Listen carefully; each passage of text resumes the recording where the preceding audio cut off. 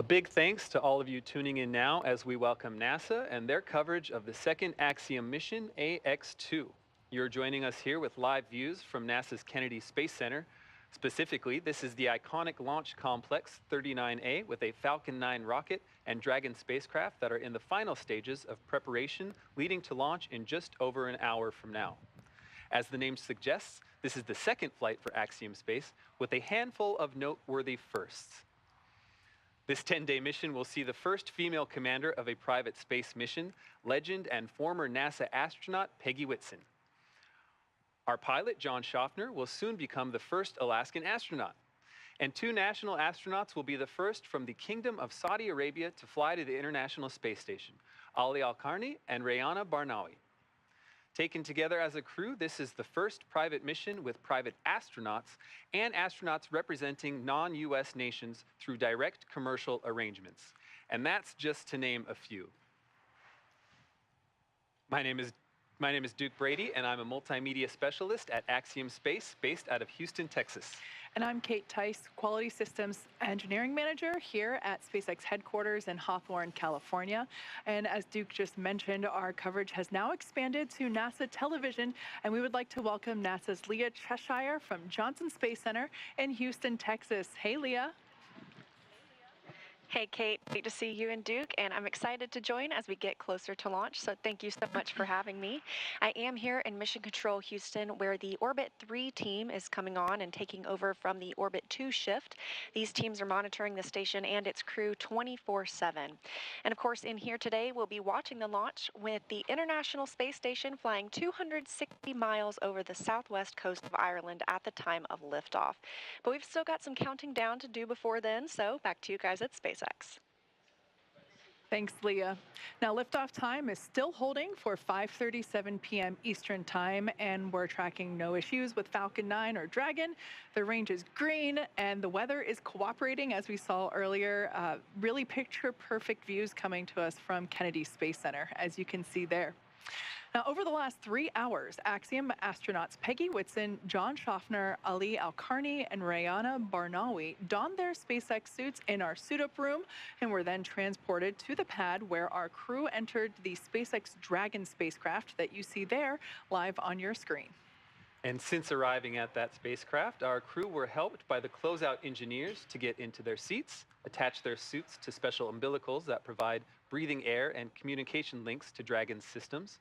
They conducted successful leak checks and communications checks with the core here in Hawthorne, which is the person dedicated to speaking directly to the crew throughout the mission. The closeout team sealed the hatch, which also got its own leak check, and they have departed the pad. Coming up, weather operators kick off their final check on wind speeds at the pad before the final go, no-go for launch. Now, before we get to that final go, no-go, the SpaceX team will do an internal poll, making sure conditions are steady with Falcon 9, Dragon, the crew, the range, and weather.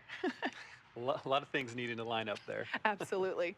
Now, as the countdown continues, we are now approaching T-minus 1 hour, 3 minutes, and 15 seconds. Let's take a moment to get reacquainted with our crew today.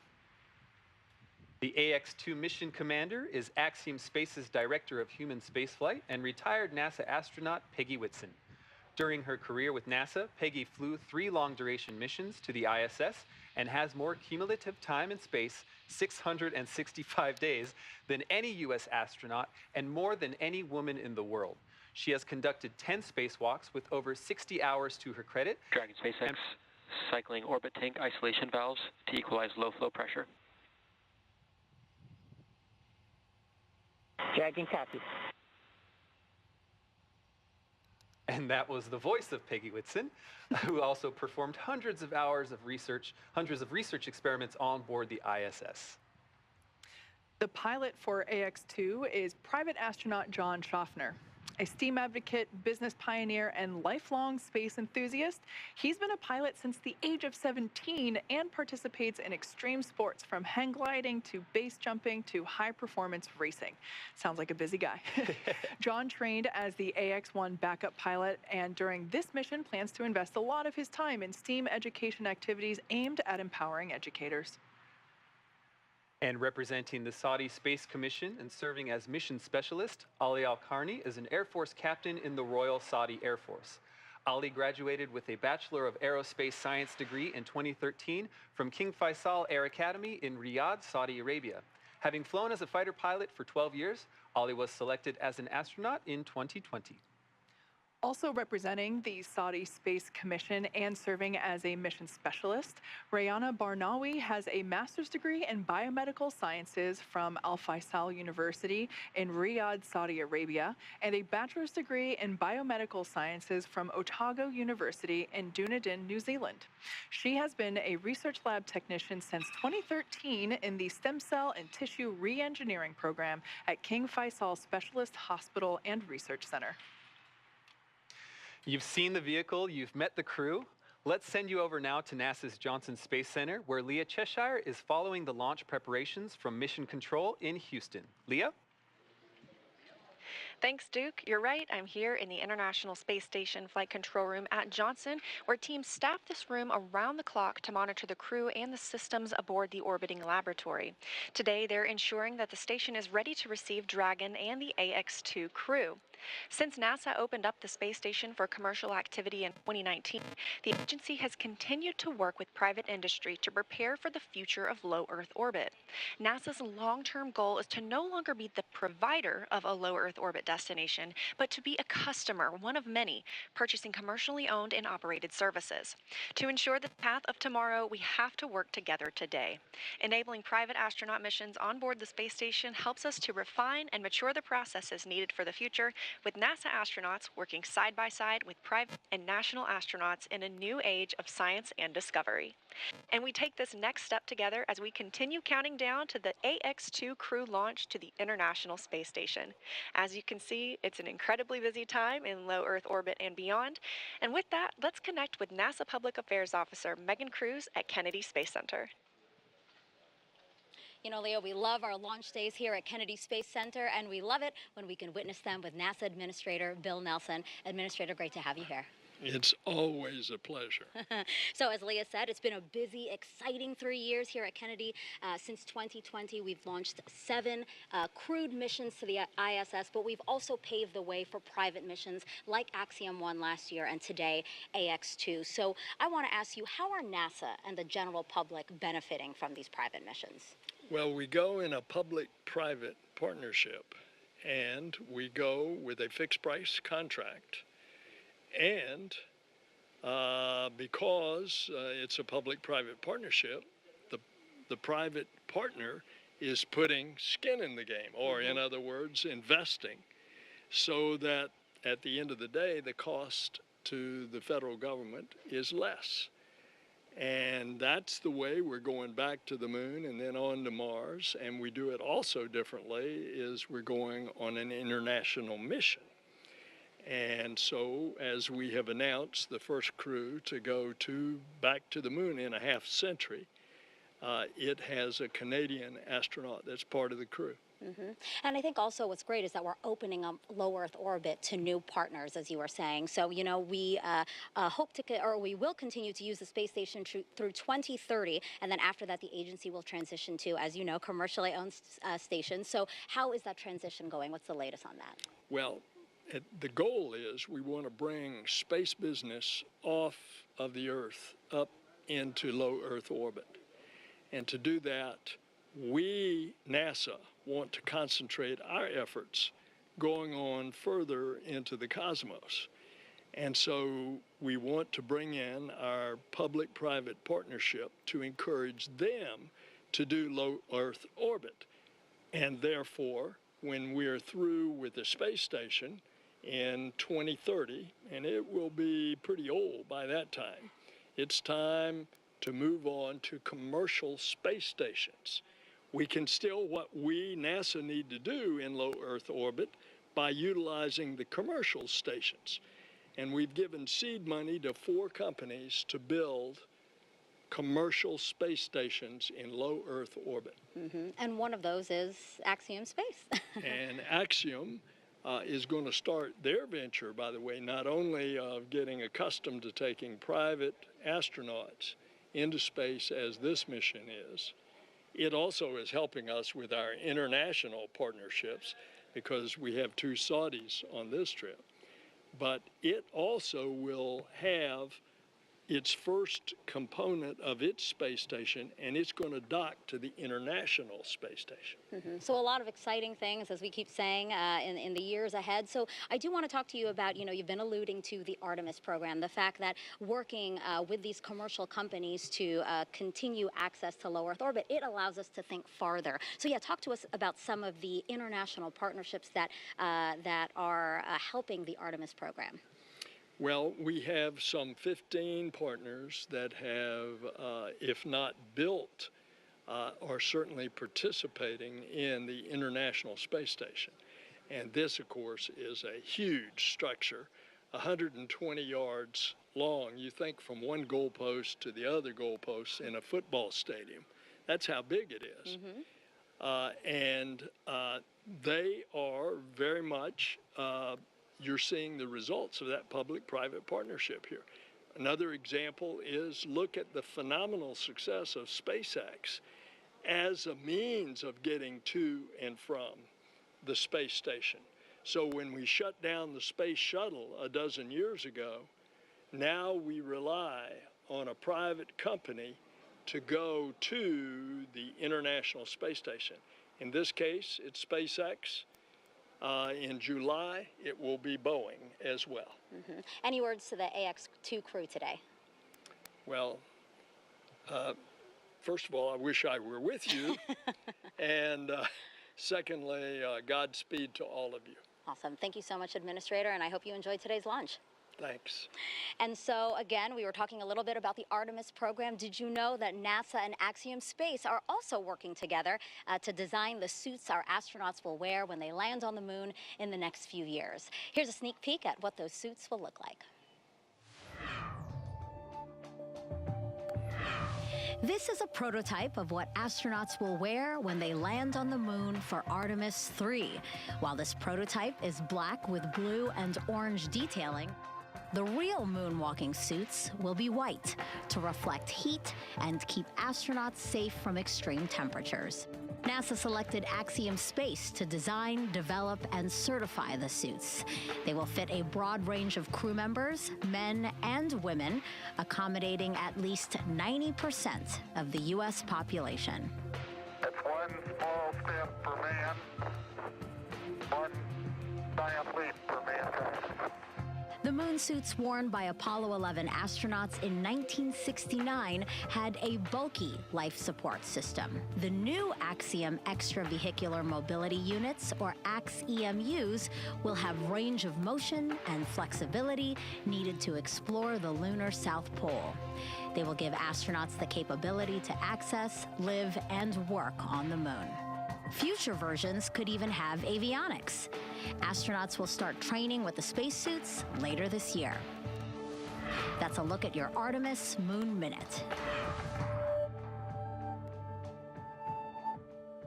While the International Space Station has been a valuable asset for space research and exploration, the rise of commercial spaceflight is opening new doors. Those benefiting from the new opportunities range from small commercial entities all the way to national space agencies. This expansion of participation in space is enabling a more diverse and inclusive space industry with a much wider range of perspectives, ideas, and expertise. Additionally, the competitive nature of commercial activities means the cost of participating is falling, and there are more participants to share those costs and the risks. Expanding access to space also promotes innovation and scientific and technological progress, benefiting humanity as a whole. For a long time, the conversation has been about someday having private space flights, and someday we'll have private astronauts. And while there's a lot of room to grow from that someday is now. Low Earth orbit is more accessible than ever before as space research and technology enter a new era. Companies like Axiom Space are expanding this access, and young space agencies like the Saudi Space Commission now have a path to achieve their goals in low Earth orbit. At Kennedy Space Center is Axiom Space's Director of Digital Strategy, Sonia Gavankar-McKay, and with her is a member of the Saudi Space Commission to talk about their goals for this mission. Sonia? Thanks so much, Duke. As you mentioned, I'm joined by Ahmed Al-Ghafali of the Saudi Space Commission, but also Axiom Space's Chief Revenue Officer, Tejpal Bhatia. And I'm going to jump right in here because we're so close to launch time. This is the Kingdom of Saudi Arabia's second flight into space. The first was in 1985 on the STS-51G. What does this mission mean for the nation and the Kingdom of Saudi Arabia? I believe that the kingdom has gone a long way since 1985. So many satellites have been launched ever since. So many payloads have been developed ever since. A lot of research were conducted related to space. Payloads conducts a lot of components that we've done that could be used for space and other sectors.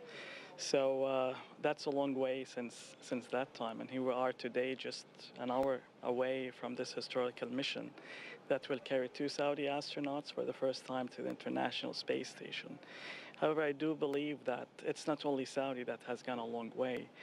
I looked at so many research and so many financial forecasts that suggest that within the past 20 years, 60% of the investment in space only happened within the past 2 or 3 years. So there is a momentum, and we want to be a part of it. That's wonderful. Tejpal, your efforts with KSA and the efforts that Axiom Space puts into this mission allow for a vision for so much in low Earth orbit. What can Axiom Space really do to help nations like the Kingdom of Saudi Arabia and so many others achieve their goals? Thanks, Sonia. When I think about what we're doing with the Kingdom, from the first time I met Ahmed, my definition of the word partner has fundamentally changed and evolved. From when this was an idea and started formulating as a mission to execution, we had to overcome a lot of challenges, and these are things that are being done for the first time in human history. And what I've seen in our relationship is that definition of partnership to overcome those problems and make these things a reality are enormous. And what is happening in this situation is, while we are enabling the Kingdom to get to the International Space Station, the Kingdom is enabling us to see our vision of providing access to all nations in the world and increasing the cadence of astronauts from every nation to go up into low Earth orbit. That's wonderful. This astronaut program is new for the Kingdom. How has this process evolved through this year? Are you seeing that it's exponentially growing like the infrastructure is? Of course. I mean, when we started this program about a year ago with this collaboration with Axiom, the first thing that we started is for the process of the selection, which is one of the main and major milestones to achieve any successful program like that. So we built our program for a selection based on the best practices that we developed together, based on the benchmarks from NASA, for instance. However, that's only a part of it. Then comes to, if you want to build a program, you want to make sure that all the enablers are in place, especially when it comes to the infrastructure, and also for the right people with the right competencies to be able to run such a complex program. So we've been building for the past year, utilizing this project as a vehicle to train, to get those people with the right competencies, not only to do the training for the astronaut corps, but also you want to, even for the media, for the finance, for the legal, for the R&D, for the integration. All of it is a part of this secret recipe to get a successful program. And this is only the start, so we're going to keep building and enhancing this program till we get to the point that is optimum. Excellent. Tejpal, as we have only about 1 minute left, what's it like working with individuals versus nations? What's the difference in that relationship like for Axiom Space? Yeah, so, trying to compare a private astronaut with a national astronaut is like asking me to compare my children. Luckily, I only have one child, so I'm prepared to do this. Let's start with what's the same. Each of these individuals on this mission right now are pioneers. Very few people in human history have been to the International Space Station. Today, we're going to see 3 more join. And each individual represents their country and humanity, and they're going to inspire girls and boys all over the world today and moving forward. The big difference is with the Kingdom seeing this more as a program. Right. When we were inspired as kids, I'll speak about myself, coming here with my parents or seeing the shuttle program, it was a long time before it became a reality. Right. And what we're going to see with the Kingdom is this happening more and more as we go forward. And as they say, the sky is the limit for this partnerships, the opportunities for nations, individuals to grow together. Thank you to both of you for joining me. And we're getting so close to launch, so I'll let you get back to it as we toss it back to Hawthorne, where I'm sure you're feeling the anticipation. It's getting so exciting out there. What does it feel like to you? And I know John I is out there as well. Well, thank you, Sonia. And yes, it's a time where the energy is increasing, especially we're inside of 47 minutes to launch. Currently, the SpaceX launch director is checking with the Dragon mission director, make sure that the Dragon ground team is ready to begin propellant loading in just over 10 minutes from now. The SpaceX launch director is also electronically polling the 7 members of the SpaceX launch team for their go to load propellant and launch. Now, once we get that go, when we get green lights across the board here on the procedure, the launch director will then come back and make a series of announcements. They'll talk about the control room, what to do during the countdown, as well as protocols for hold and launch escape. Coming up on 46 minutes, they're continuing to get the goes from the team electronically. We're waiting to hear the launch director give those instructions. That ought to come within the next minute. Now, once we get through the instructions, that will give the clearance to retract the crew access arm. That will then set up for arming of the launch escape system, and that will take us into propellant load itself. That'll begin at T-minus 35 minutes. You can see on the monitor the crew on the right-hand side. They're getting ready for their final directions here. On the left side, we've got the Dragon capsule, the crew access arm. Poll is complete, and the team is ready for crew access arm retract, propellant load, and launch. Reminder for control room lockdown for all operators in Mission Control and Firing Room 4. Both control rooms will go into lockdown at T-minus 45 minutes, which is now, and remain in that state until the launch escape system is disarmed. All operators remain at their console and maintain a sterile cockpit until MD confirms successful disarming of the launch escape system following orbital insertion or propellant offload in the event of a scrub. Reminder on hold and launch escape protocol. For non-urgent no-go conditions, brief CE or LD, and they will approve aborting the countdown. For urgent issues affecting the safety of the operation, operators shall call hold on the countdown net. Launch control will abort launch immediately and proceed into the launch abort auto sequence. At T-minus 10 seconds, launch control will be hands-off and relying on automated abort criteria for the remainder of the count. Finally, operators shall advise launch director whether structural breakup or fire is imminent or occurring for Dragon manual escape flight rules. Finally, regarding leak-through on the first stage ACS isolation valve, we will manually monitor the pressure in the manifold.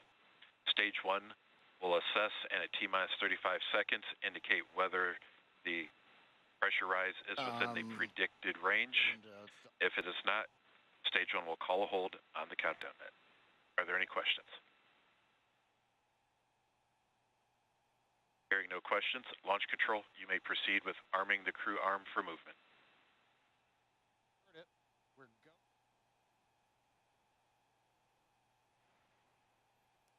We're go to proceed with propellant load. Crew access arm retraction has and started. The crew access arm, Kate, it's going to begin retracting. We're getting into that next dynamic phase where a lot of events start happening over the next 10 minutes.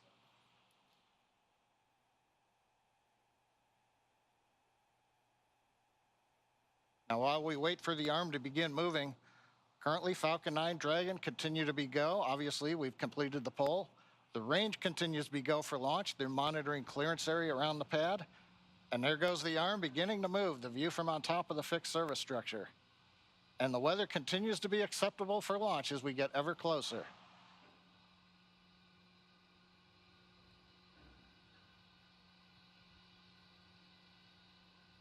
Nice view from the camera inside the white room as the arm moves away from Dragon.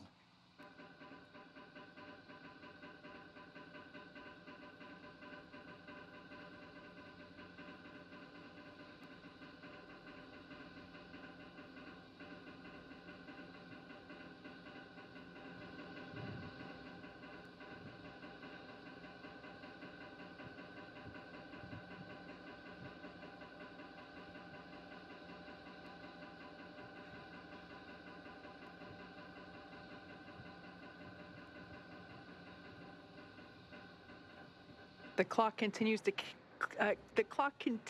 tick down. We're now at T-minus 42 minutes mark on the dot. Crew axis arm retraction is complete. As you just heard there, that crew axis arm is now completely stowed. It is now in the launch position, of course necessary in order to clear the way for Falcon 9 to lift off. Now, next up, we'll hear the call out that the launch escape system is going to be armed, and from there we'll hear that Falcon 9 propellant load will also begin. Dragon, SpaceX, you are go for Section 6. Close visors and arm launch escape system. Copy, go for Section 6. We saw our AX2 crew members exit the brand new suit-up room located in the Falcon Support Building just about 3 hours ago. They also got their tablets. And SpaceX Dragon, visors are closed and we're arming the launch escape system now.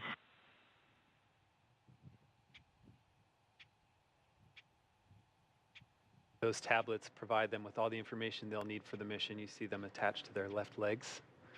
Shortly after that point, the crew took one last ride in the Teslas to launch pad 39A, ascended the fixed service structure, signed the white wall, and ingressed into Dragon.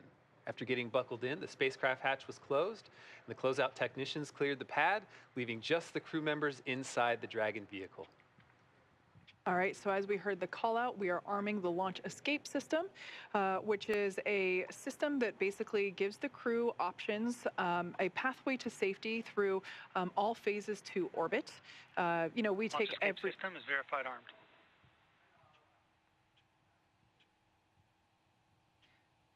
We take every measure possible to ensure that the crew has options. Safety is paramount. So there we just got that confirmation that that launch escape system is now armed. So let's take a look at the teams that are actually working together to make sure this mission is a success. SpaceX is operating out of 2 control rooms today. There on your screen, a live view of our launch control in firing room 4 at Cape Canaveral. This team is responsible for monitoring Falcon 9 throughout the countdown and launch. Second, we have mission control here at SpaceX headquarters in Hawthorne, California. This team in mission control is responsible for close monitoring of the crew and Dragon every step of the way as the spacecraft orbits the planet along its customized flight path. On console or headset, there are a number of key positions who are monitoring the health of the vehicle and crew. The mission director, that person is responsible for mission success, and they are in charge of the room. Today's mission director is Ken Gamerick. Other positions are focused on things like software, propulsion, navigation, avionics, life support systems, and communications with ground segments, as we've heard those kind of called out throughout the day so far. You'll also hear a specific person dedicated to communicating with the AX2 crew. They are the Crew Operations Responsible Engineer, or CORE, C-O-R-E. Today's SpaceX CORE is Arthur Berrialt. We've heard him a number of times through the launch countdown. The SpaceX team members will also rotate and hand off coverage to ensure that we have people on console 24/7 for the crew and Dragon for the entire duration of the mission, including all the way through splashdown. And for Axiom Space, the teams in Houston are utilizing Axiom Mission Control Center, an officially certified control center. From this secure facility, teams have live access to voice, video, and data from the ISS and can work alongside their NASA counterparts to run on-orbit operations and monitor every aspect of the mission in real time. This room is led by what we call the Axle, or the Axiom Operations Lead. And around the room are positions for officers responsible for research, communications, medical, integration and stowage, and timeline operations. This is a significant step in our journey to expand access to low Earth orbit, as it is only the 12th ground segment partner for the ISS program. And through this facility, we are enabling our customers and the global community a front row seat to the work being done on station. We are now T-minus 37 minutes and 31 seconds from the second all-private astronaut mission to the International Space Station, and the first for any representatives from the Kingdom of Saudi Arabia. Falcon 9 propellant loading began at T-minus 35 minutes. RP-1 fuel loading is underway on both S1 and S2.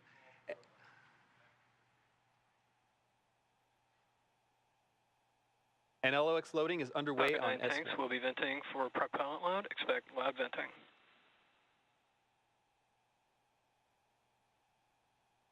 With propellant load, let's go check in with John I. John Innsbrucker here from the webcast desk in Hawthorne, California, at SpaceX headquarters. Inside 37 minutes, counting down, we have completed the go-no-go poll for propellant load and for launch. We've just heard a call out. They are now venting down the tanks. That's one of the steps in propellant load. The next major activity will occur at T-minus 35 minutes when propellant loading will physically begin onto the vehicle. Now we'll start with RP1 kerosene fuel loading onto both the first and second stages, and we'll be loading liquid oxygen onto the first stage of Falcon 9. Now, in order to fly, just like Falcon 9, Dragon needs its fuel and oxidizer. The Dragon capsule you can see here on the screen, it uses a monomethylhydrazine called MMH. That's the fuel that's on board the Dragon. And nitrogen tetroxide, or NTO, is the oxidizer. Together, these propellants feed the Draco engines that maneuver Dragon on orbit, as well as the 8 Super Draco engines that would power the launch escape system in the case of an abort scenario. Now again, coming up in about 40 seconds, we will begin fueling on the Falcon 9. That means right now that those 8 Super Draco engines inside Crew Dragon are ready, if needed, to launch the capsule away from the Falcon 9 rocket in an instant, should there be any kind of an emergency associated with the rocket or the pad. But currently, 35 minutes, 18 seconds and counting, everything continues to look good on Falcon 9 and Dragon. Thank you, John. On the AX-1 flight and during our launch broadcast for that mission, there was a special emphasis on the TRISH research effort, or the Translational Research Institute for Space Health. As the name Propellant suggests, load has started. okay, it sounds like a propellant load has started. As for TRISH, as the name suggests, this is a broad effort aimed at ensuring we understand and are preparing for human health beyond our home planet. This is an effort that NASA astronauts and private astronauts can both participate in. Naturally, life just a few hundred miles above Earth poses some unique challenges that we're still unlocking the secrets to even after 60+ years of humans in space. Here is a bit more on the progress made during AX-1 and what's ahead for our participation in this critical research effort. Thank you for joining us, Dr. Fogarty and Dr. Urqueta from TRISH, the Translational Research Institute for Space Health. Let's start with an easy question. What exactly is TRISH? Yes, TRISH. TRISH is a consortium between Baylor College of Medicine, MIT, and Caltech.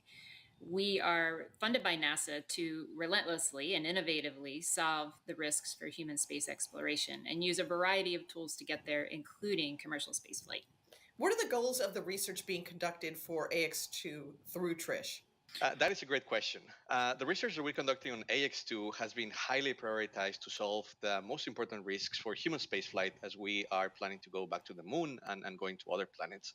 So all of these projects have been custom made and designed to be easy to collect, to take the least crew time, and to take the least mass, power, and volume. And an example is this kit that I have here. We provide one of these to each of the crew members, and it includes most of the hardware that they need to collect physiologic data, sensory motor, that is your balance, how it changes in space, some surveys, and also how the physiology changes in space. So all of these have been, again, customized for commercial spaceflight. Talk to me about the framework for this research. How is this set up to enable new data for new flyers? Yes, so the EXPAND program at TRISH has 2 main elements to its framework to accomplish the goals that were just set out by Dr. Urqueta. So we have essential measures, which have been harmonized with NASA's standard measures to make sure that we're collecting the same type of data on every crew member. So we can compare across people, across different missions to really maximize the value. And then we have exploratory studies as the second part of the framework. And this is where the known unknowns, the questions we have about spaceflight or the risks, have hypotheses generated, and we get to test them. How does the research apply to those of us on Earth? I mean, some of us are maybe never going to be leaving this planet. Why do we care about this kind of work? Dr. Fogarty, Dr. Urqueta? Yeah, this is where things get really exciting. So due to the constraints of spaceflight and the complexity, we have to be really focused on creating integrated and holistic solutions. We can't have individual solutions for every problem. Those constraints create a really ideal environment to bring things back to Earth, to put healthcare in people's hands. We believe that these are going to increase healthcare equity, the access to healthcare and the quality of healthcare, which then results in improved health outcomes. How does this mission, AX2, add to the range of data? That is a great question. In the last 61 plus years of human spaceflight, roughly only 650 people have flown into space. And if we look at the diversity of these, mostly are male, white males.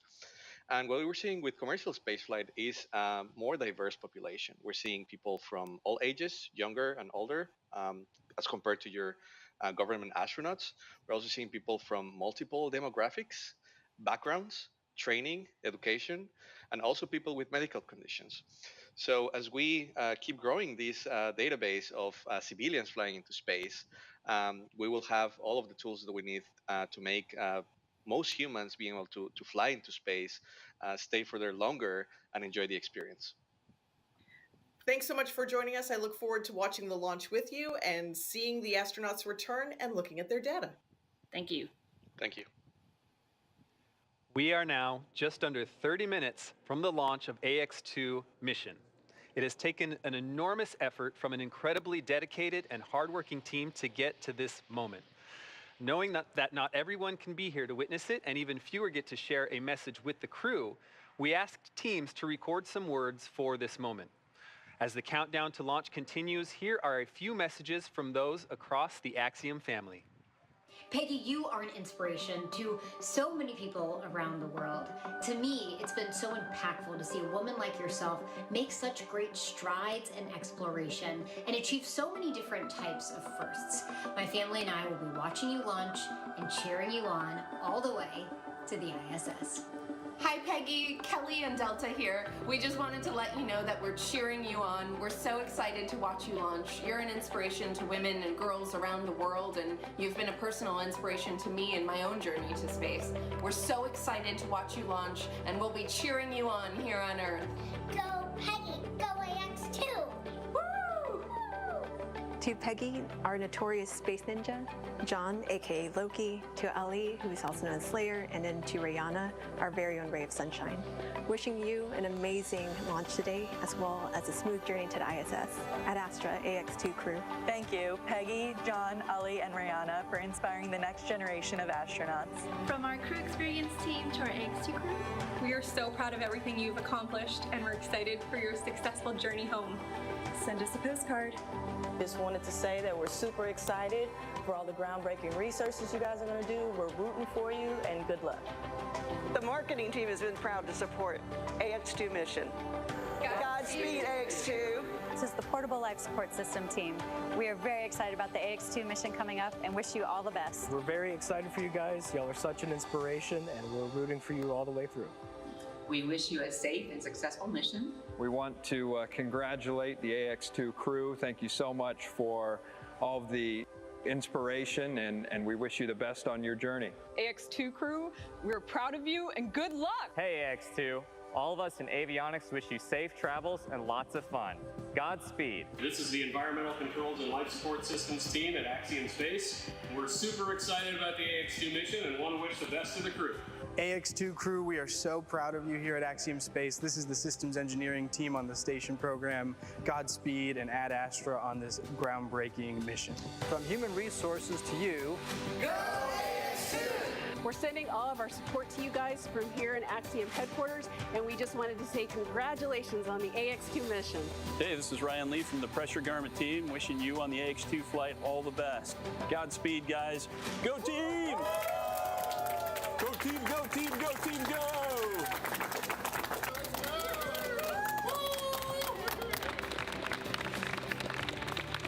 Peggy, John, Ali, Rayana, I look forward to seeing you flying in space and working aboard the International Space Station. I also wish you to enjoy your staying aboard for this another Making History mission. We are all proud of you, and we wait for you on the ground, and Godspeed. A big thanks to all those who contributed to those videos and everyone behind the crew today. A lot of really excited teams out there. And a special thanks to Kelly Girardi and the Space Gal, Emily Calandrelli, both big STEAM education advocates who you just saw as well. They dedicate their influence to increasing literacy and interest in science, especially for young girls, which is awesome. Yeah. You know, Emily and Kelly are both moms to young girls, so it's safe to say that they have front row seats to knowing what is cool and inspiring. Now, speaking of front row seats, it's been feeling like we have one of our very own looking at Pad 39A with these camera views that we've been getting all morning and afternoon. Now, let's take a moment to get acquainted with the vehicles that you see there on your screen.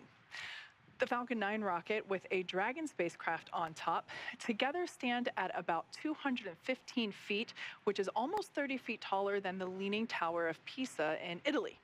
Falcon 9 is a reusable two-stage rocket, which means it's kind of like two rockets in one, the first stage and the second stage. The first stage is the bottom two-thirds of the vehicle. Today's booster is flying for the first time. You can think of it as the large bottom white portion and the middle black portion. So that's what we mean when we say the booster. The first stage is responsible for accelerating Falcon and Dragon through the Earth's atmosphere and into space. In order to do that, it has 9 Merlin engines at the bottom of the stage. Prior to liftoff, the Falcon 9 first stage is... Stage 2 cryohelium load has started. Actually, and currently underway, is being loaded up with nearly 1 million pounds of fuel and liquid oxygen. The Merlin engines on the first stage are optimized for sea level. They achieve 190,000 pounds of thrust during ascent and descent. The first stage accelerates the vehicle through the Earth's atmosphere into space and then separates from the rest of the rocket about 2.5 minutes into flight. From there, the first stage will head over to LZ-1. It will do what no other rocket, or excuse me, what no other orbital class rocket in the world can do. It'll go right there, make its way back to Earth. Today marks the first time we are landing Falcon 9 on land for a crew mission. Previous crew missions landed on a drone ship stationed in the Atlantic Ocean. So pretty exciting first for us today. Landing back on land has a lot of benefits. For example, it eliminates the need for our recovery team to be stationed out at sea for days, and it improves our turnaround time to get Falcon 9 ready to fly again. Now, above the first stage is the second stage. The second stage has a single Merlin vacuum, or MVAC engine, and that ignites after the first stage separates. The second stage is essentially a smaller version of the first stage, whereas the first stage is designed to power the vehicle out of the Earth's atmosphere and through the forces of gravity. The second stage is specifically designed to operate in the vacuum of space. The second stage powers the Dragon spacecraft to its targeted drop-off orbit. The Dragon spacecraft itself is capable of carrying up to 7 passengers to and from Earth orbit and beyond. But as we've been seeing with those views inside the capsule, today we're carrying 4 people. We have the 4 members of the Axiom 2 crew. It's the first private spacecraft to take humans to the space station and the only spacecraft currently flying that is capable of returning significant amounts of cargo to Earth. Like the Falcon 9 rocket, the Dragon spacecraft is also reusable. This will be the second flight for this particular Dragon spacecraft. This is Dragon Freedom that the AX-2 are flying in today. It previously supported NASA's Crew 4 mission in April 2022. Now, we are awaiting our T0 coming up in just over 23 minutes from now. The ground operations teams are doing a series of system checks to make sure both Dragon and Falcon 9 are ready for launch. Let's take a look at what the ascent portion of the mission will look like. Now, once we hit T0, we're going to watch Falcon 9 and Dragon lift off from historic Pad 39A and make their ascent. Now, about 43 seconds into flight, Falcon 9's engines will throttle down to help pass through the period of maximum dynamic pressure on the rocket, what we typically refer to as max Q. It's worth noting, once we hit max Q, we'll be going supersonic, faster than the speed of sound. Dynamic pressure, we can throttle up our Merlin engines once again. From there, at about 2.5 minutes into flight, we have a series of 3 events that happen in rapid succession. First is MECO, or main engine cutoff. This is where all 9 Merlin engines will shut off in preparation for stage separation. where, as the name suggests, that's where the first stage detaches from the second stage, with the first stage making its way back to Earth for landing as the second stage continues on its journey with the third event. That event is SES-1, the second stage engine start number 1. That's where the Merlin vacuum engine lights up and propels the second stage, along with our AX2 crew and Dragon, into orbit. As Stage 2 heads towards its targeted drop-off orbit, Stage 1 will execute 3 burns in order to make its way back to Earth. The first is the boost back burn, where 3 of the Merlin 1D engines will reignite and then shut down. This helps to head the booster back to Cape Canaveral. The second burn, or the entry burn, helps to slow the stage down in preparation for entry back through the Earth's atmosphere. At about 90 seconds after Dragon gets into orbit, Falcon 9 will then land back on Earth. The landing burn will bring the vehicle speed down rapidly in order to land back on land near the launch site today, around 8 minutes into mission. I should say that actually happens about a minute prior to that second engine cutoff. Yep, you're right, Kate. So as the first stage is back on Earth, the second stage will cut off its single Merlin engine that was ignited right after stage separation. Once this happens, we wait for that all-important confirmation of a good orbital insertion. Then Dragon will begin its preparations and separate from the second stage. About 3 minutes after the second stage gets into orbit, we ought to get that great view from the forward camera showing Dragon with its 4-person crew drifting away from the second stage. And once Dragon is a short distance away, it will begin checking out those Draco maneuvering thrusters to make sure that Dragon continues to increase the separation distance from the second stage. The nose cone deploy sequence will initiate just before T plus 12 minutes and finish around T plus 15 minutes, which will expose Dragon's docking mechanism in advance Stage of 2 arrival. RP1 load is complete.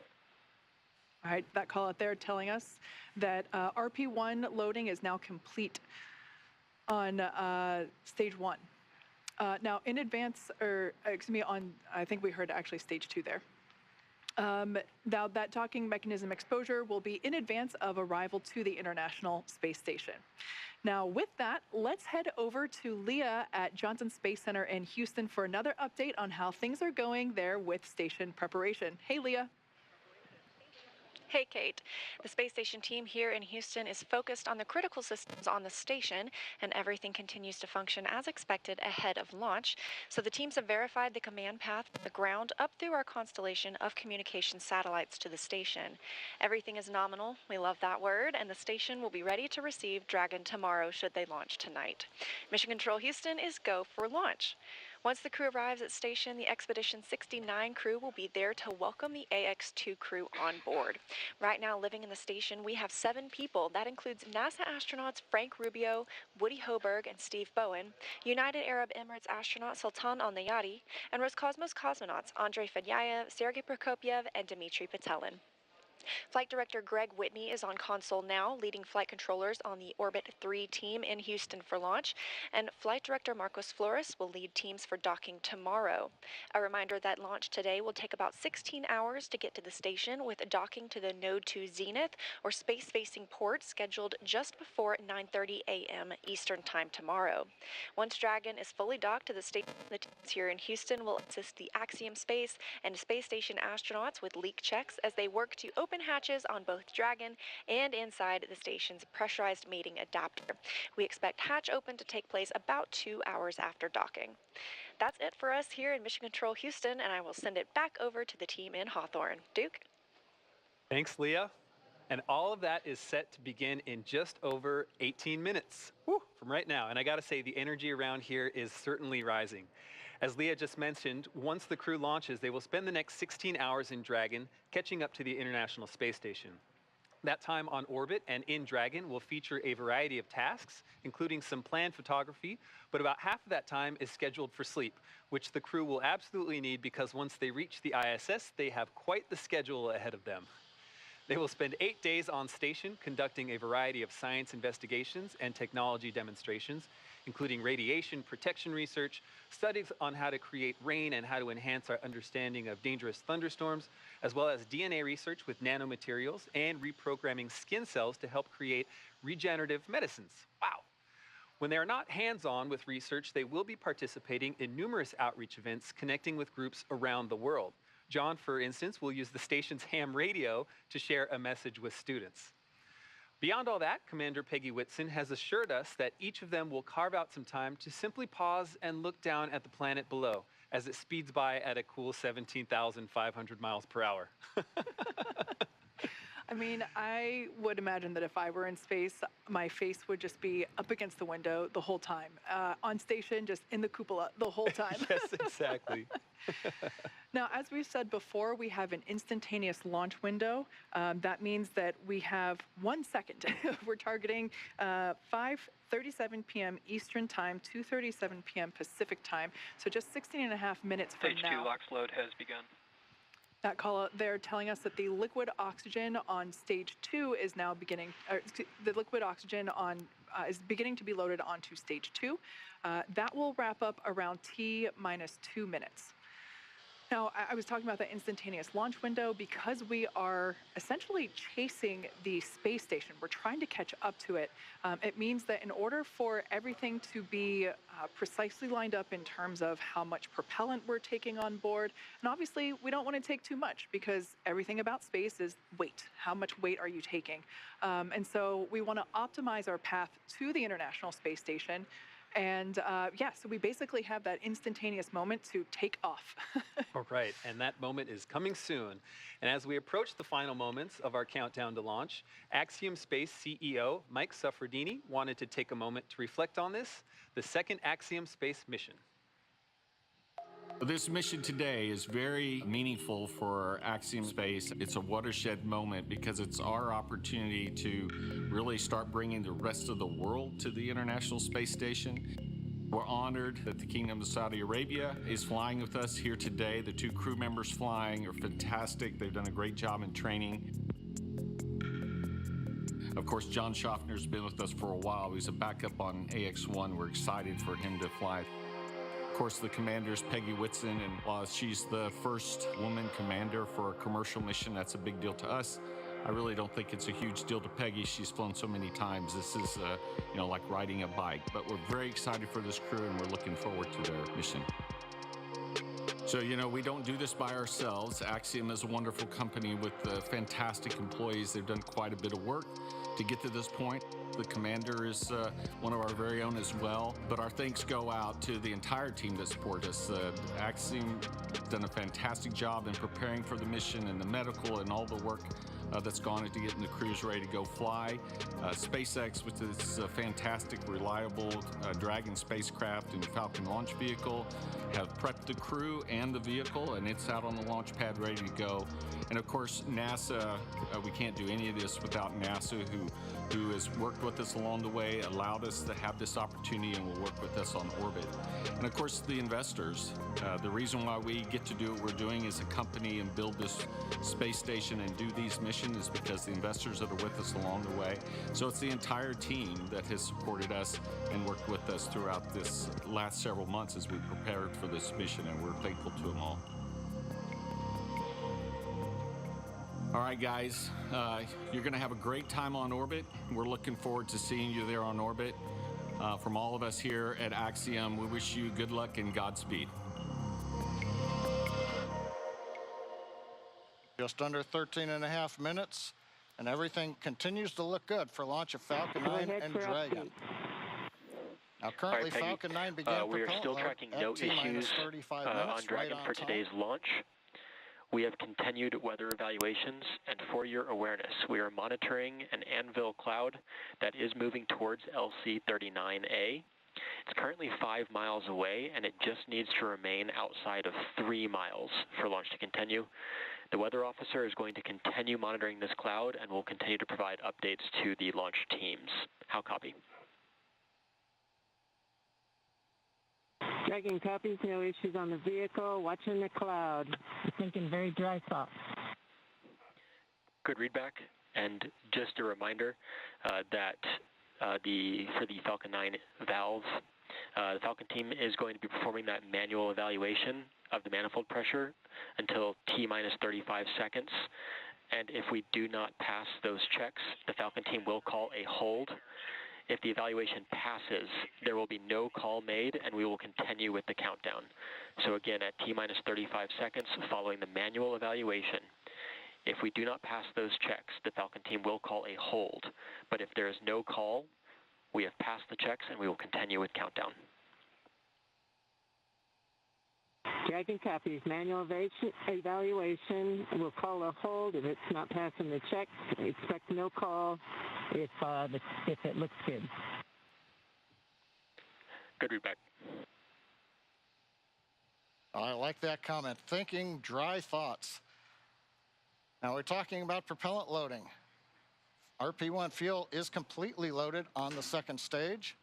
Fuel loading is continuing on the first stage. We're just about full. It'll finish up at the T-minus 6-minute mark. Densified liquid oxygen loading is continuing on the first stage and the second stage. Both stages well underway. First stage is nearing a completion, but it won't wrap up until T-minus 3 minutes. The second stage just began a few minutes ago. That'll wrap up at T-minus 2 minutes. As we get closer to launch, we will do various checkouts. One is the thrust vector controllers.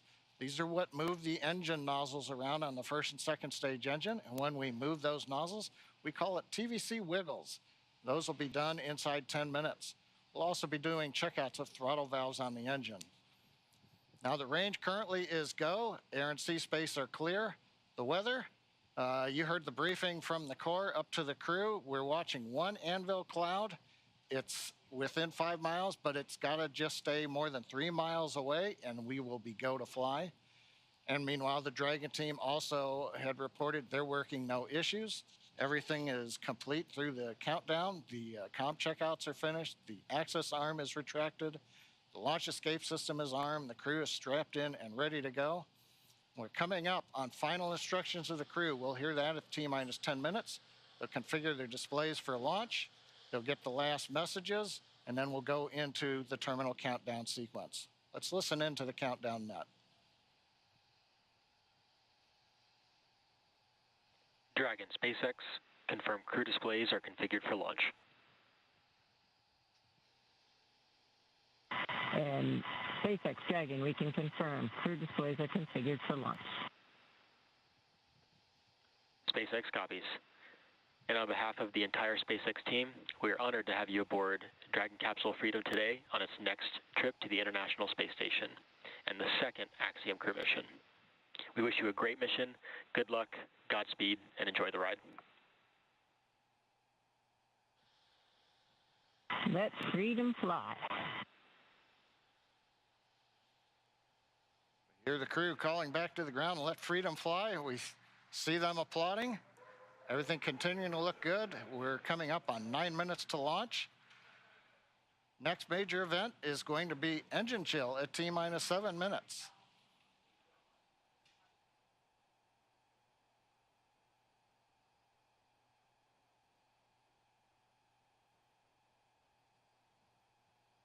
As John just said, at T-minus 7 minutes, we will begin to flow a little bit of the super chilled liquid oxygen through the turbo pumps, which that is basically chilling the hardware, performing an engine chill prior to the full flow. We do that in order to help minimize the chances of the hardware experiencing any thermal shock when that full flow of super chilled liquid oxygen occurs. Now we can see some venting from the vehicle now, totally normal. It is that liquid oxygen just vaporizing as it comes into contact with the ambient air. And Kate, maybe this is an opportunity. You know, we always use the word abort. This might be a chance to let everybody know that there are abort callouts in flight that we're going to hear. Those are just heads up to the crew that says, should a contingency occur, there's different actions that'll happen at each various stage of the flight when you're on first stage or when you're on second stage. That's right. We should actually hear Commander Peggy Whitson calling those abort modes out as they are ascending and really getting to orbit. She is tracking everything on both her tablet as well on her leg, as well as the crew display above her head. So she is able to identify at which mode they are entering, and those modes identify basically where and what sequence Dragon would take at that point in time during the flight. Now we're about 10 seconds away from that engine chill for the first stage.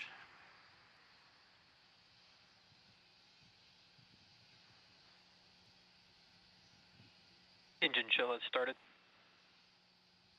All right, right on time. We've opened the valves that are letting liquid oxygen and kerosene fuel down to the Merlin 1D engines on the first stage. Our next major activity coming up at T-minus 6 minutes approximately, we'll hear the announcement that fuel loading is complete on the first stage. And one other comment, while we were hearing the briefing to the crew at the T-minus 10 minute mark, we also heard reference to a call out that may or may not be made at T-minus 35 seconds. Many of the checkouts of the Falcon 9 are done by computer in the last minute. There is one today that requires an engineer to look at some data. If, for example, that system had an issue, that would be called out at T-minus 35 seconds. Right now, everything continues to look good, though, on Falcon 9.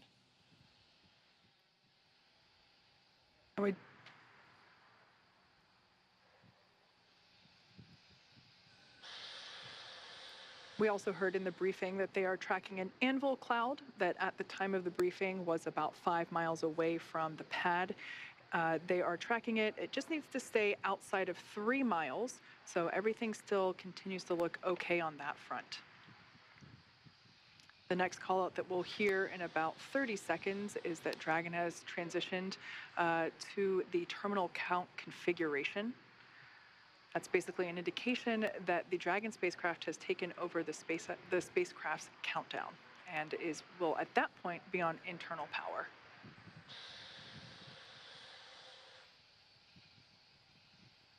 At this point in time, RP-1 is now completely loaded, both on the first and second stages.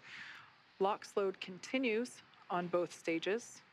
It'll wrap up at T-minus 3 minutes for first stage and T-minus 2 minutes for second stage.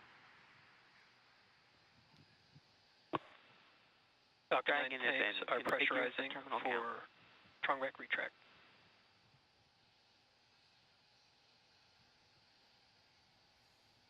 Pressurization call out. We are putting pressurized gas helium onto the stage in preparation for opening up the clamp arm that's around the top of the second stage.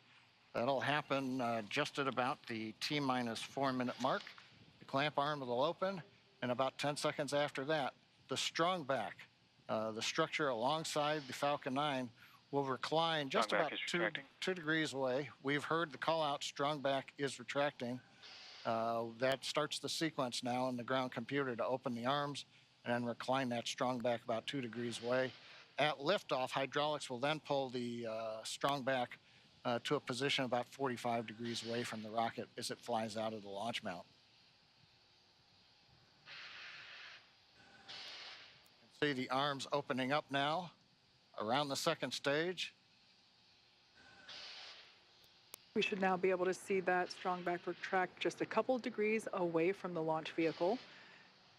Upon liftoff, it will move back even further in order to clear the way for Falcon 9. Looks like we can start to see that movement now. This structure is what is utilized to horizontally integrate the vehicles while still in the hangar, as well as transport them horizontally to the launch pad and then raise them to their vertical launch position.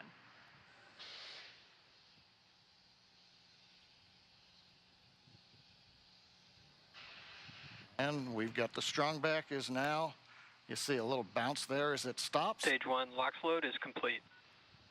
And right on time, stage 1 LOX load is complete. We're down to just loading a liquid oxygen on the second stage.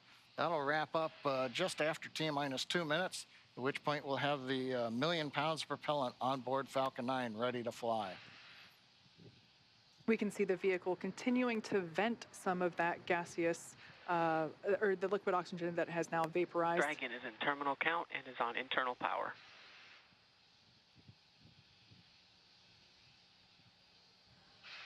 We have a live view there of the SpaceX team here at headquarters in mission control on the left-hand side, as well as the Axiom team from their own mission control as well on the right.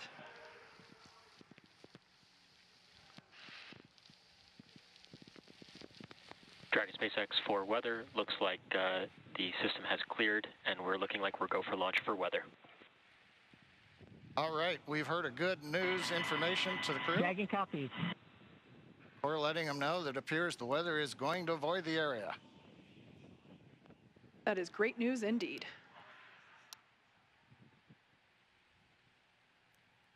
Just waiting now for the call out. Liquid oxygen load complete on the second stage. Stage 2, LOX load is complete. Dragon is in auto idle. Ground gas closeouts, expect loud venting.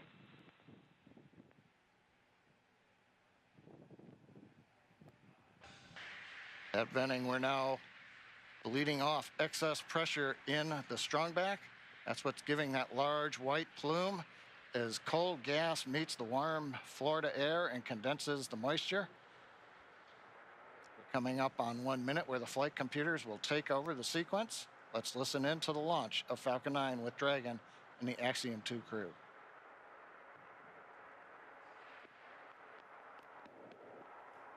FTS is armed, Falcon 9 is in startup and is now controlling. Dragon is in countdown.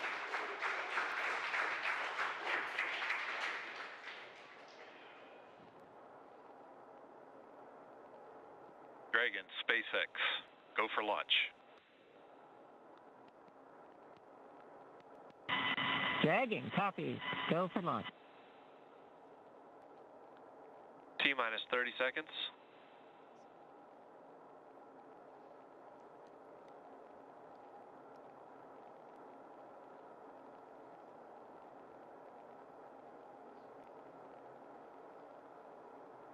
T-minus 15. T-minus 10, 9, 8, 7, 6, 5, 4, 3, 2, 1. Engines full power. And liftoff, Falcon 9. Go Axiom. It's 1 Alpha. Copy, 1 Alpha. Together we expand what is possible in low Earth orbit. Ad Astra and Godspeed AX2.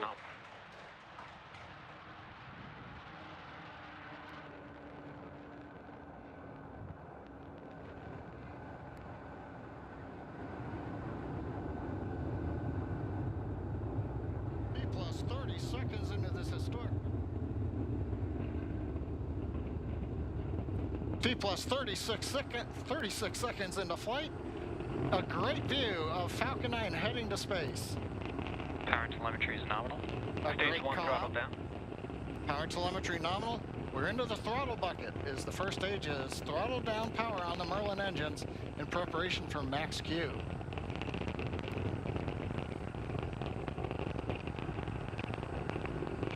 Falcon 9 is supersonic. Faster than the speed of sound as we're getting great views from the first stage camera looking back at Kennedy Space Center in Complex 39A. Stage 1 throttle up. Max Q. We're out of the throttle bucket. Stage 1 Bravo. Copy, 1 Bravo. We're at full power, and that call out 1 Bravo, that's another one of those abort modes.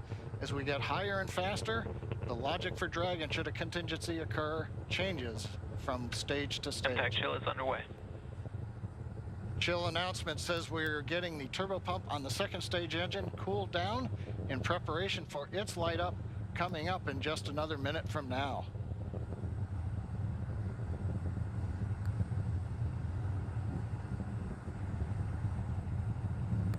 Again, great views looking back, and you can see the contrail as we left 39A and the shadow of the contrail against the cloud deck around Florida.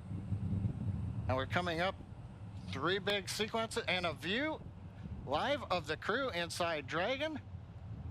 They're getting ready. We're going to get 3 events here. Main engine cutoff, stage separation, and then we're going to light the second stage engine. We've heard the throttle down in preparation for stage separation.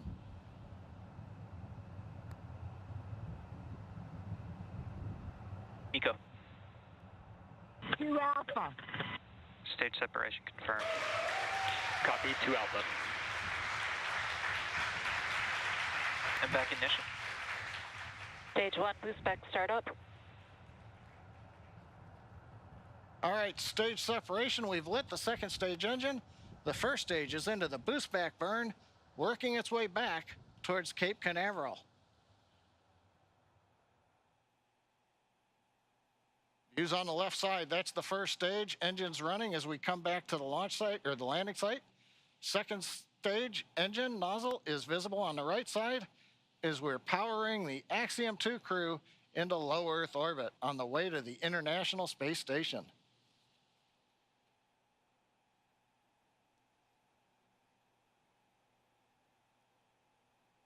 Waiting for call out that the boost back burn is complete. Stage 1 boost back shutdown.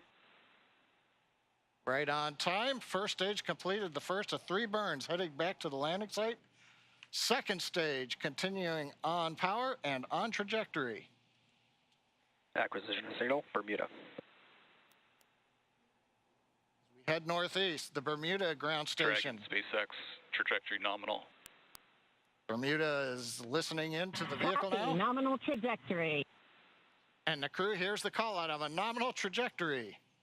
So 4 minutes into flight, everything continuing to go well. First stage heading back, and there's the crew on the second stage getting the ride into orbit to the space station.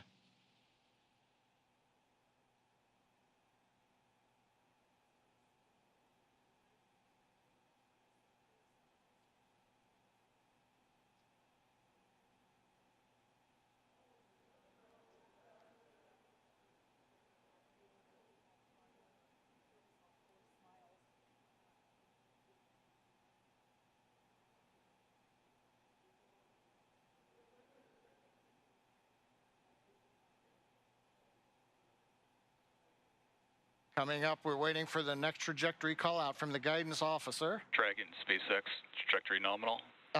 Love to hear those words. A nominal trajectory for Dragon. Copy. Nominal trajectory. And maybe even a little bit of excitement in the crew's voice. Commander Peggy Whitson calling back down, hearing that call out from GNC of a nominal trajectory.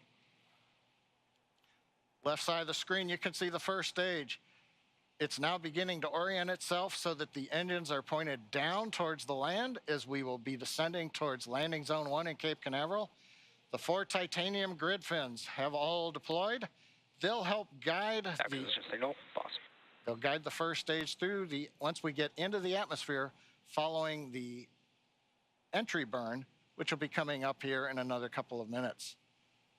On the right-hand side, the second stage with the Dragon capsule on top, heading up the eastern seaboard of the U.S. We've just heard the call out of Boston. That's the New Hampshire tracking station, has picked up the signal.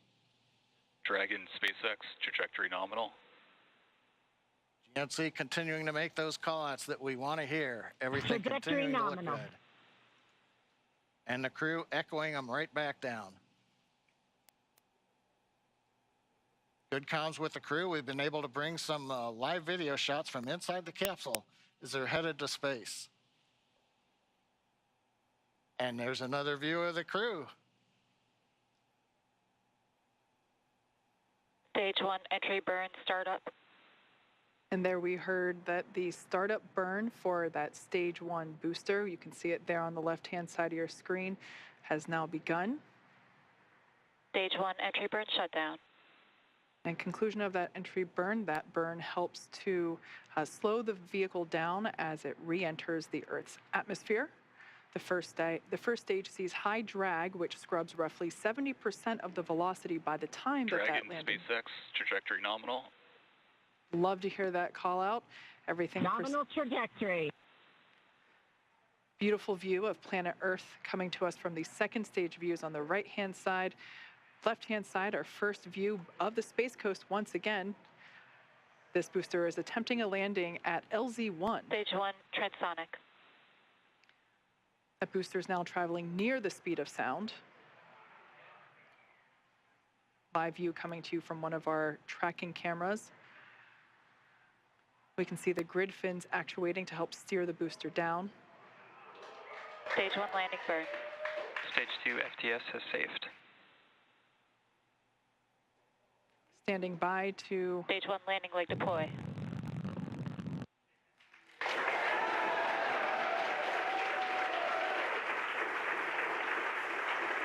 There you Stage can... 1 landing confirmed. You can see that first stage has landed back at LZ1.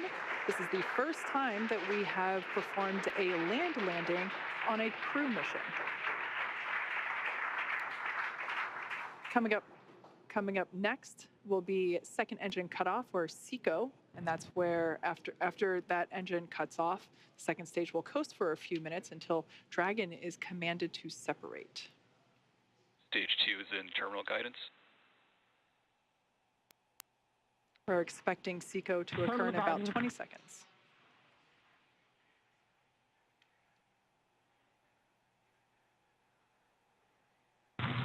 Shannon. Copy, Shannon. Commander Peggy Whitson continuing to call out the abort modes.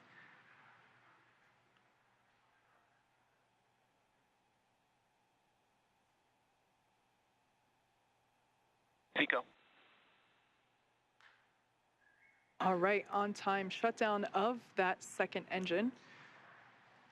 Also confirming that the launch escape system is now disarmed. Dragon SpaceX, nominal orbit insertion. All right, and there's that call out. We can confirm good orbital insertion. Copy, nominal insertion. Dragon SpaceX, launch escape system disarmed. We can see the crew playing with their Dragon harnesses. copy. Now that they are in zero-G, which I think we just got a view of our zero-G Stuffy.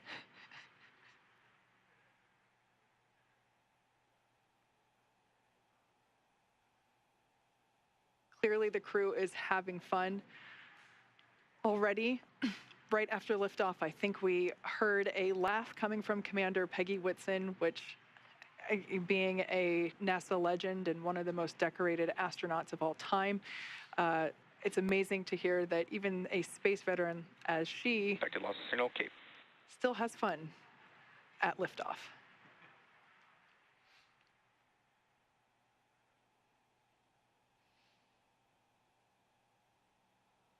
The next event that we have coming up at just around T+12 minutes is Dragon separation. That's where the Dragon spacecraft and trunk, so collectively referred to as the Dragon spacecraft, will separate from the second stage. Acquisition signal, Newfoundland. After that separation, we will begin to deploy the nose cone, which exposes the forward bulkhead thrusters as well as the forward hatch. That forward hatch is what the capsule utilizes to autonomously dock to the International Space Station.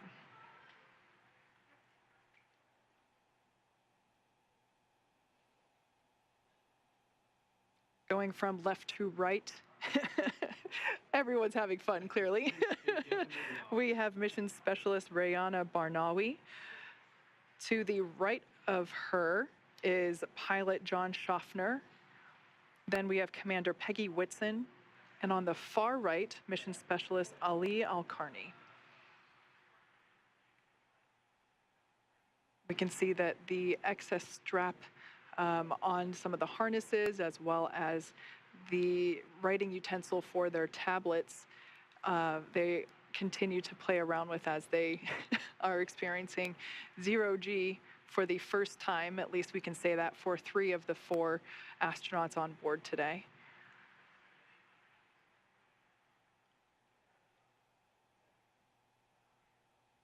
Now we are standing by for Dragon separation, which is expected to occur in the next few seconds.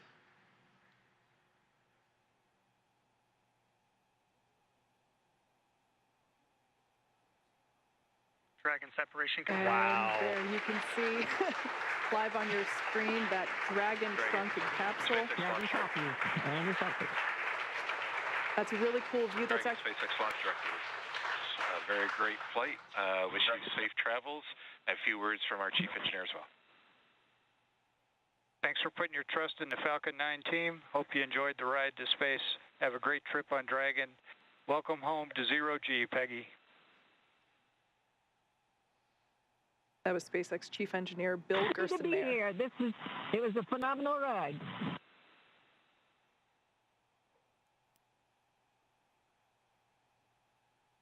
Make sure you share the joy of Zero G with your crew.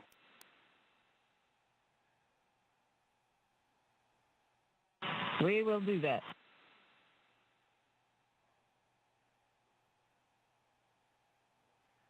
Already you can see Dragon's Draco thrusters activating.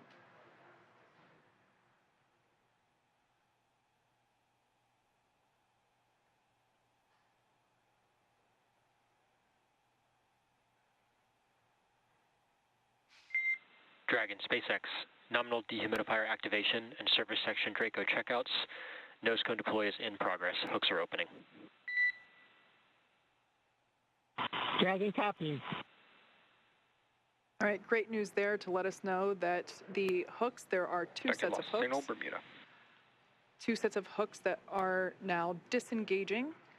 And once that is complete, we are able to deploy, open the nose cone.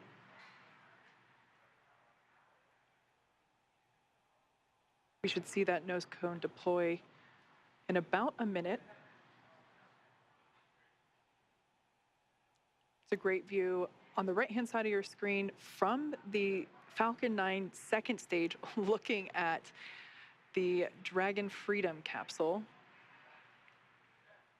And of course, the crew on the left-hand side playfully acclimating to their new zero-G environment. You can see the zero-G indicator in the background. And I love this view. This view is over the shoulders of Commander Peggy Whitson, who here is on the left-hand side, or the left seat, and pilot John Schaffner is on the right seat here, looking at what they're looking at. These are the crew display panels that they utilize in flight to track which thrusters are firing, what phase of the mission that they are in, as you can see, where they are around the globe.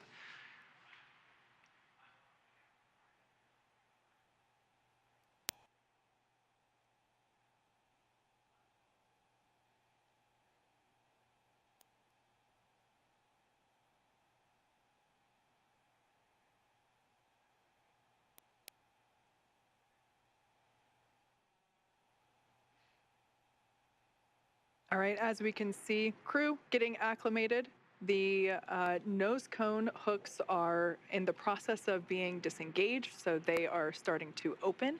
And once that is complete, we are able to open the nose cone and expose the forward hatch. So incredible. Well, today's launch is certainly one more for the history books, and yet the story is just getting underway. Leah, with the crew officially on their way to the International Space Station, how are things tracking there in mission control at Johnson Space Center? Hey, Duke. Well, the chase has officially begun with Dragon heading toward the International Space Station. So with the successful launch of Axiom Mission 2 at 7 p.m. Eastern, the teams here at NASA's Johnson Space Center are going to be monitoring Dragon's flight to the International Space Station over the next 16 hours. Our role in this journey really kicks in at a period called Integrated Operations. This is where Dragon is much closer to the station. And at this point, NASA, SpaceX, and Axiom space teams are all in lockstep to get the crew safely docked. The teams here are preparing for a docking of AX-2 to the station at about 9:30 a.m. Eastern Time tomorrow.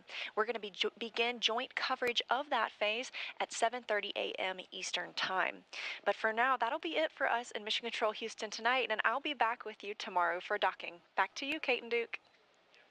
Leah. Now, over the next 16 hours, Dragon will execute a series of burns to gradually raise and line up the AX-2 crew for docking with the International Space Station in what we refer to as activation and rendezvous phase of the mission. Now, in just a few minutes, the crew will get to change out of their spacesuits and get a little bit more comfortable for flight, and will enjoy their first meal aboard the spacecraft. I'm sure that'll be a lot of fun, the first time for 3 of them eating in microgravity. And then at 2 p.m. Pacific, they will get ready for a rest period that will last about 10 hours, 8 hours for actual sleeping and a couple hours for pre- and post-sleep activities. And then before they arrive at the station, we'll have 2 potential opportunities to chat briefly with the crew on orbit. One later this morning around 11:10 a.m. Pacific, and one early tomorrow about 12:10 a.m. Pacific. While we're hopeful that one of these will work out, neither opportunity is guaranteed, as they are dependent on both crew schedule and ground station coverage. But if we're able to support, we'll make an announcement on our social media channels no later than 15 minutes before the event start time. But in the meantime, be sure to keep tabs on the mission at axiomspace.com, and you can also keep track of Dragon's flight on spacex.com/launches. And even if we aren't able to talk live with the crew, we will continue to provide updates on the mission across our social media channels. And starting at 7:30 a.m. Eastern, 4:30 a.m. Pacific on Monday, May 22nd, we will pick back up with our live joint coverage of the AX-2 crew's approach and docking to station with NASA. Please keep an eye on Axiom and SpaceX social channels for updates, as there will be plenty of incredible moments to share with you over the next 10 days. And so, from all of us at Axiom Space, thank you, SpaceX. Thank you, NASA. This is just the beginning. And thank you for tuning in. We hope to see you soon.